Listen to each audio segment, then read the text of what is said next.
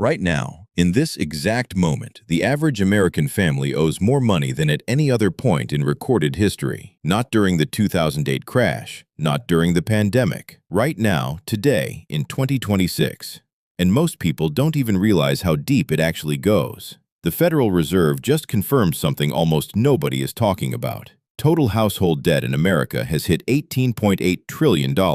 That's not a typo. 18.8 trillion spread across mortgages, credit cards, auto loans, and student loans. And it's still climbing every single quarter. Here's why this number should genuinely concern you. This isn't just wealthy people buying bigger houses or fancier cars. It's regular families trying to survive rising prices, quietly falling deeper into debt every single month without ever talking about it. To understand how we got here, you have to look at prices first. Inflation has stayed stubbornly high, hovering close to 4% for months now. Gas prices alone jumped nearly 30% in a single year. Groceries, rent, and insurance are all climbing faster than most people's paychecks can keep up with. So what do people do when their paycheck simply doesn't stretch far enough anymore? They reach for credit. Not because they want to, because for a lot of families, there's genuinely no other option left standing. Credit card balances have exploded across the country over the past few years. Millions of Americans are now making only the minimum payment every single month, which sounds harmless enough until you realize minimum payments barely even touch the actual debt underneath. Interest keeps quietly piling on month after month, turning small balances into balances that never seem to shrink. Then there's student loan debt, which a lot of people assumed was already settled. It wasn't. Since pandemic-era protections officially ended, millions of borrowers have fallen behind all over again. Some of these are people who were paying perfectly on time for years, right up until the moment their loans were suddenly transferred into default. Their credit scores dropped almost 100 points, seemingly overnight, through no sudden change in behavior at all. Behind every single one of these numbers is a real person, not just a statistic on a government report. Someone choosing between paying a credit card bill or buying groceries this exact week. Someone who felt financially stable 2 years ago and simply doesn't anymore. This isn't some distant abstract economic concept happening far away. It's happening quietly inside ordinary homes right now, possibly including someone you know. Here's the part that tends to make people genuinely angry once they actually understand it. Wages have grown over the past few years, but not nearly as fast as the cost of living around them. So even people working just as hard or harder than they used to still feel like they're falling behind financially. Because in a very real, measurable sense, they actually are. The Federal Reserve is stuck in a genuinely difficult position right now. Raise interest rates too aggressively, and borrowing becomes even more expensive for families already stretched thin. Cut rates too quickly, and inflation could roar back even worse than before. Every single decision they make ripples directly into your credit card bill, your mortgage rate, and your car payment. Most people are taught to assume debt is purely a personal failure. Spend less, budget better, stop buying coffee, they're told. But when an entire country's household debt hits a record high all at the same time, that's not millions of coincidental personal failures happening at once. That's a system putting real financial pressure on almost everyone simultaneously. Economists are already watching a handful of warning signs very closely right now. Rising credit card delinquency rates, meaning more people falling behind on payments.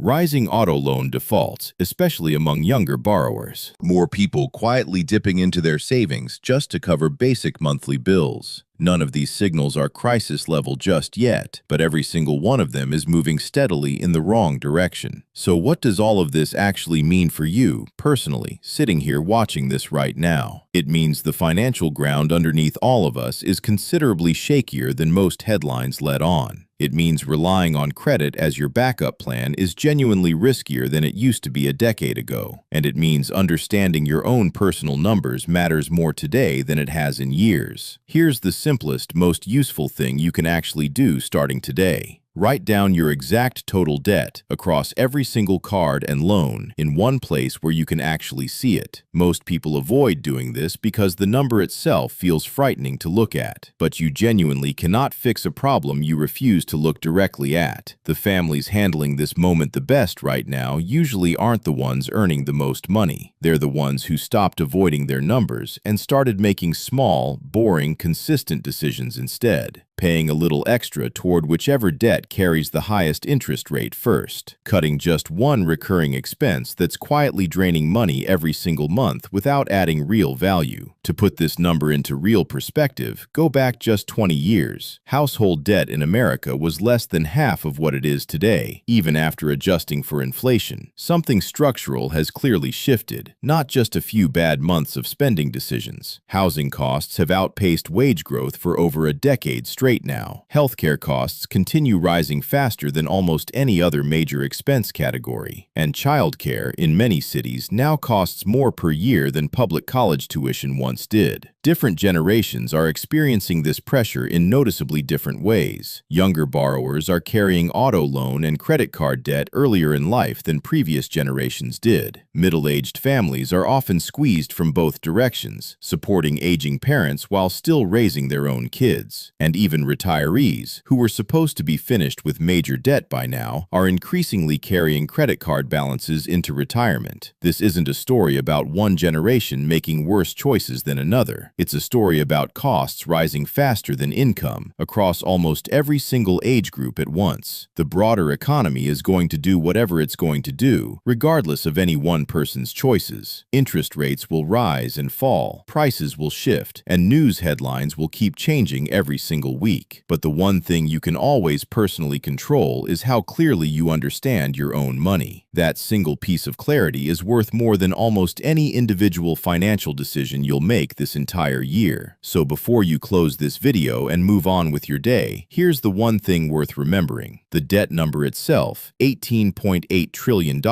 is genuinely historic. But the real story isn't the number on a government spreadsheet. It's the quiet, ordinary pressure it represents inside millions of households, including possibly your own. If this helped you actually understand what's happening with the economy right now, follow Dollar Den. We break down real financial news every single week without the confusing jargon, so you always know exactly where you stand.